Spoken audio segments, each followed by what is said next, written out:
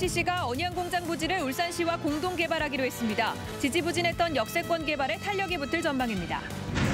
현대자동차가 내년부터 주간 연속 2교 대제를 시행하기로 하면서 진장 명촌 일대 상권이 주목받고 있습니다. 정신장애 여성을 성폭행한 피해자들을 법원이 보석으로 석방하자 장애인 단체가 반발하고 있습니다. 울산 지역의 성범죄 발생 건수가 해마다 크게 늘고 있어 대책 마련이 시급한 것으로 나타났습니다. 양돈 사업에 투자하면 고수익을 올릴 수 있다고 속여 700억 원을 가로챈 일당이 검거됐습니다. 경기 침체 속에 기승을 부리고 있는 다단계 사기 실태를 취재했습니다. 경찰의 특별 방범 활동이 헛고에 그치고 있습니다. PC방 금고털이범의 행적을 신고받고도 출동하지 않아 범인을 놓치는 일이 발생했습니다. 최근 3년 동안 울산에서는 여름철 물놀이 사망 사고가 단 한 건도 발생하지 않은 것으로 나타났습니다. 세계 5개국 도시가 참가하는 알프스 산악관광 도시협의회가 다음 달 영남 알프스 간월제 일원에서 열립니다. 여러분 안녕하십니까? 9월 5일 수요일 UBC 프라임 뉴스입니다. 언양공장 보상을 요구해온 KCC가 종전 입장을 철회하고 역세권 개발에 참여하기로 했습니다. 지지부진하던 역세권 2단계 개발 사업이 탄력을 받게 될 전망입니다. 이정환 기자가 보도합니다.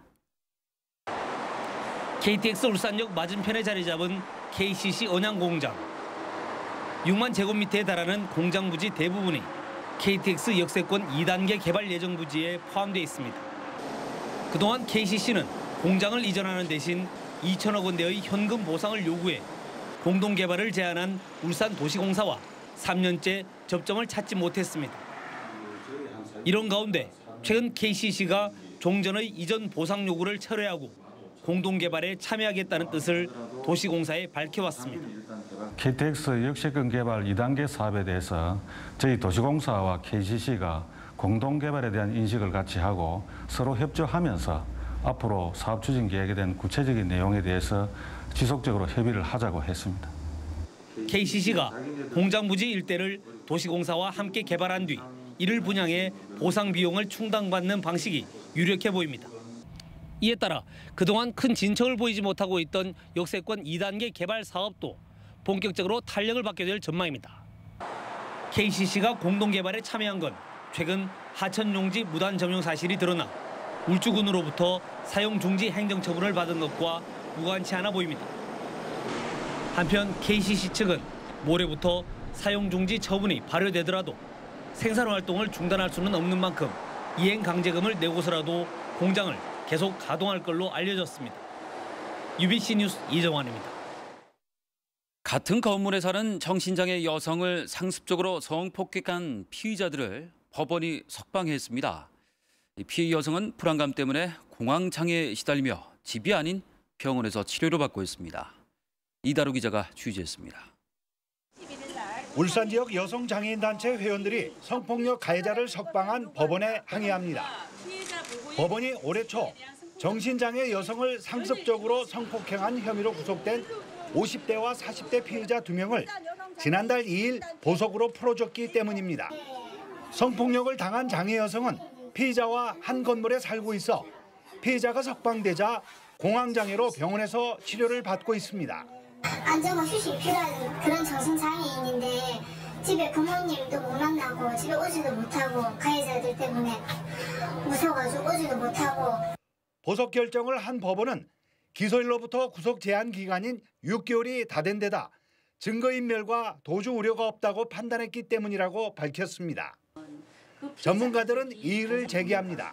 가해자들을 석방했을 때 피해자는 당연히 집으로 돌아오지 못한다는 것을 누구보다도 잘 알 텐데 재판부가 이런 가해자를 석방한 것은 피해자의 보호보다는 가해자들의 인권을 먼저 고민한 것이 아닌가. 울산장애인 성폭력 상담센터가 지난해 상담한 건수는 하루 평균 2건꼴인 716건. 상담을 하지 않은 경우를 감안하면 훨씬 더 심각하다는 얘기입니다.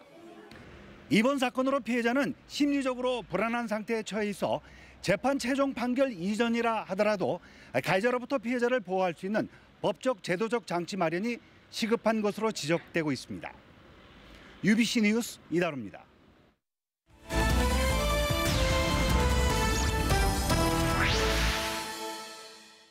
불황을 틈타 고수익을 보장한다는 말로 투자자들을 유혹하는 다단계 사기 피해가 잇따르고 있습니다.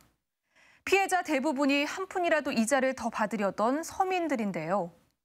경찰은 울산시에 등록된 다단계 업체가 없는 만큼 고수익을 내세우면 일단 의심을 해봐야 한다고 말합니다. 윤경재 기자가 취재했습니다. 부산 기장군의 돼지사료 농장. 한 남성이 수십 명의 투자자들에게 공장 이곳저곳을 보여줍니다. 숯불까지 보는 그런 사료지 분식 사료, 완벽한 말려가지고 나온 사료는 대한민국에 저희밖에 없습니다. 이 업체가 지분을 가진 돼지 농장을 견학시키는가 하면 자신들이 운영하는 사료 공장에서 돼지 사료를 무료로 공급받는 만큼 수익성이 높다고 홍보에 열을 올렸습니다. 하지만 경찰 수사 결과 전형적인 다단계 사기였습니다. 이 다단계 업체는 지난 6월 투자금만 챙겨 잠적했는데 피해 규모가 충격적입니다. 업체 회장 42살 이모 씨는 울산을 비롯한 전국 각지에 중간 모집책 19명을 두고 투자자 390명으로부터 무려 700억 원을 끌어모았습니다. 하지만 실제 양돈 사업에 투자된 돈은 전체 투자금의 단 10%. 투자자에게 은행이자 10배가 넘는 월 5%의 배당금과 원금 보장을 약속했지만 투자금 돌려막기로 처음 몇 달만 배당금을 지급한 게 전부입니다. 투자자들은 퇴직 공무원 등 대부분 서민들로 지인의 소개나 입소문을 듣고 투자를 냈다 피해를 당했습니다. 의심은 했죠. 처음에 의심은 했는데 투자했는 거 그게 뭐 자꾸 통장도 보여주고 원금을 책임지겠다고 하니까. 경찰은 모집책 13명을 불구속 입건하고 회장 이 씨 등 7명에 대해서는 구속영장을 신청할 방침입니다. 최근 불경기가 계속되면서 단기간에 고수익을 보장하며 서민들을 현혹하는 다단계 사기가 기승을 부리고 있습니다. 지난 5월에는 고수익을 미끼로 주유소 임대 사업에 투자한다며 무려 1,000억 원대 투자금을 끌어모은 다단계 업체가 적발됐는가 하면 지난해 11월엔 울산판 거마대학생 700여 명에게서 35억 원을 가로챈 다단계 업체가 적발되기도 했습니다. 경찰은 다단계 업체의 특성상 투자금을 날리는 건 물론 피해자가 가해자가 되는 악순환이 반복될 수 있다며 각별한 주의를 당부했습니다. 불경기고 지금 뭐 은행 금리라든지 이런 게 낮기 때문에 고수익을 준다면은 첫 번째는 의심을 한번 해봐야 되고.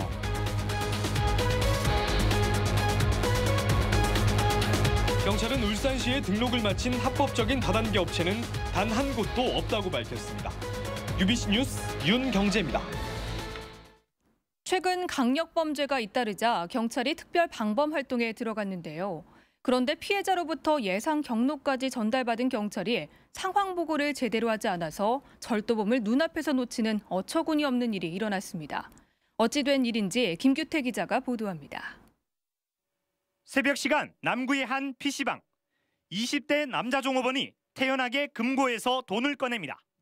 돈을 세는 여유까지 보이더니 돈을 비닐봉지에 담아 PC방을 빠져나갑니다. 20살 이모 씨는 이곳 PC방에서 일한 지 사흘 만에 현금 60만 원을 훔쳐 그대로 달아났습니다. 1시간쯤 뒤 이 사실을 알게 된 PC방 주인 서모 씨는 곧바로 길 건너편 파출소에 신고를 했습니다. 하지만 경찰의 대응은 그야말로 엉터리였습니다. 용의자 이 씨가 새로 발급받은 주민등록증을 찾기 위해 인근 주민센터를 찾을 거라고 예상 경로까지 알려줬지만 아무런 조치도 하지 않은 겁니다. 기다리고 있으면 잡을 수 있지 않냐 하니까 경찰관이 하는 말이 돈을 훔쳐간 사람이 뭐겠습니까? 이런 식으로 얘기하는 거예요. 실제로 범행 3시간여 뒤인 오전 10시쯤 이 씨는 주민센터에서 주민등록증을 찾아 유유히 사라졌습니다. 주민센터 측은 인근 지구대에 연락해 용의자 이 씨가 왔다는 사실을 알렸지만 경찰은 또다시 묵살했습니다. 그분이 오셨을 때 지구대에 전화를 드려가지고 이분에 대해서 뭐 접수가 된 건이 있느냐라고 물어봤을 때 뭐 아직까지 접수된 건 없다라고 얘기를 하셨고 최초 신고를 받은 파출소가 용의자가 PC방 종업원이라는 이유로 횡령 사건으로 분류해 상황 보고를 하지 않는 바람에 다른 지구대에선 이 같은 사실을 까마득히 모르고 있었던 겁니다. 성폭력이라든지 강력범죄라도 진도받아 바로 우리가 경찰관에 연락해가지고 빨리 나와가지고 조치를 취하든지 하든지 사실은 그것은 강력범죄가 아니고 재산범죄이기 때문에 초동대처만 제대로 했어도 쉽게 잡을 수 있었던 용의자를 결국 눈앞에서 놓쳐버린 셈이 됐습니다. UBC 뉴스 김규태입니다. 진장 유통단지가 제 모습을 갖춰가면서 이 북구가 지역의 대표적 유통 상권으로 급부상하고 있습니다. 현대자동차가 내년부터 밤샘 근무를 없애기로 하면서 상인들의 기대도 큽니다. 보도에 서영만 기자입니다.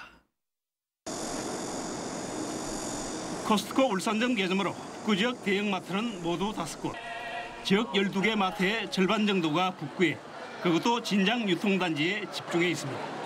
지역 상권이 남구는 백화점, 북구는 마트로 재편된 셈입니다. 하루 20억 대의 마트 상권이 형성되면서 침체 일로이던 주변 공구 상가도 활성화가 기대되고 있습니다. 5년이 넘도록 입주율이 절반에 그친 진장 디플렉스는 최근 들어 유동 인구가 늘어나면서 상인들도 차츰 변화를 느끼고 있습니다.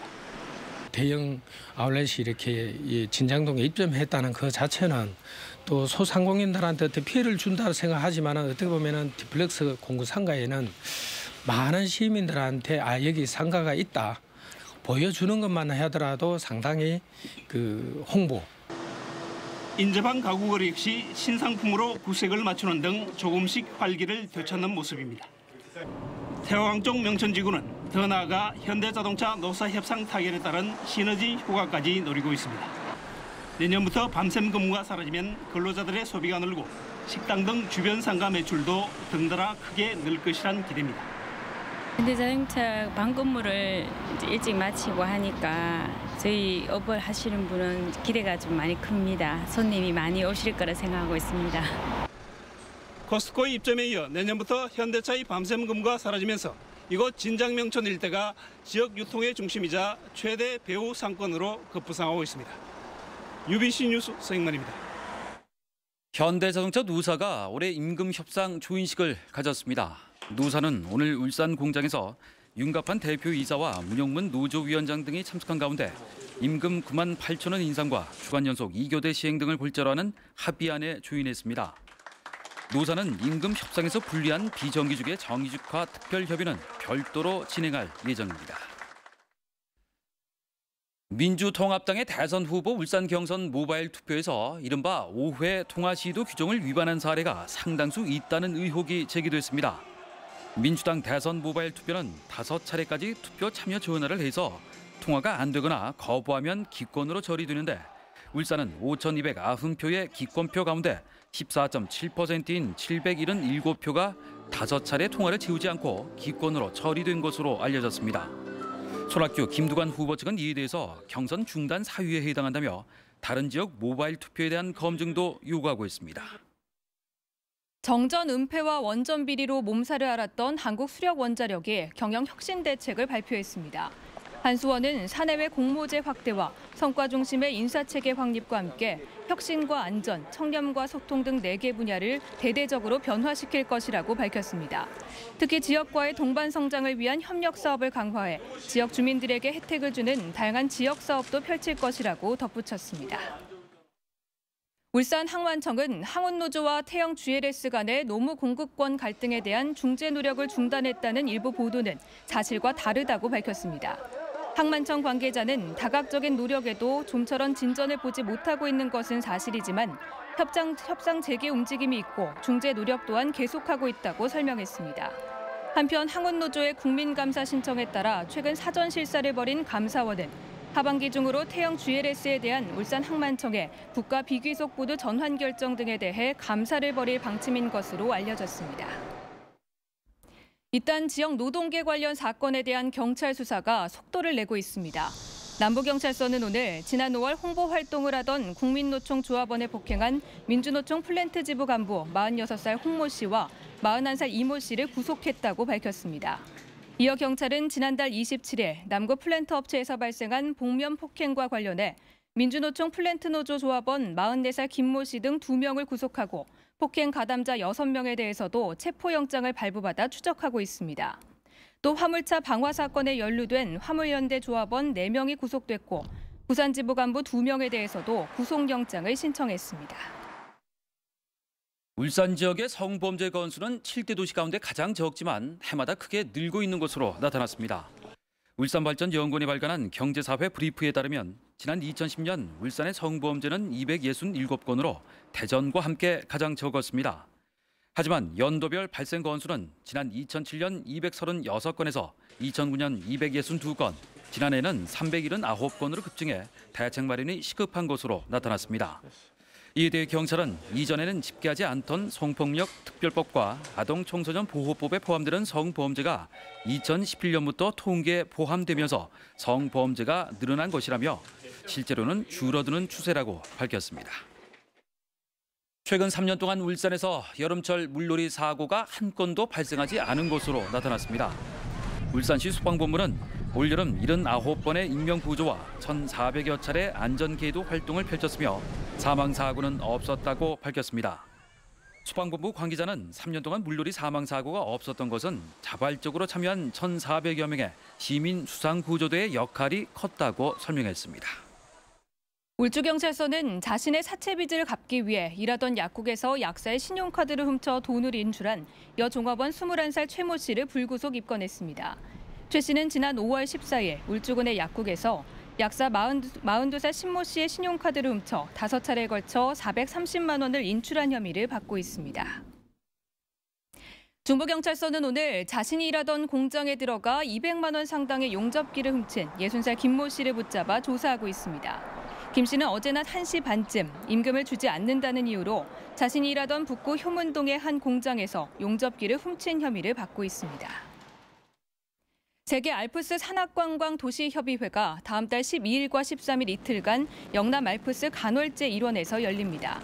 이번 협의회에는 알프스라는 산 이름을 쓰는 울산과 스위스 루체른, 뉴질랜드 퀸스타운과 일본 토야마, 중국 허베이성 등 전 세계 5개 도시가 참가합니다.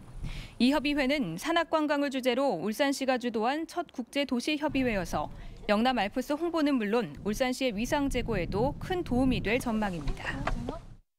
지난 6월 19일부터 9월 2일까지 열린 울산박물관 1주년 기념 기증유물 특별전에 5만 5천여 명이 관람한 것으로 집계됐습니다.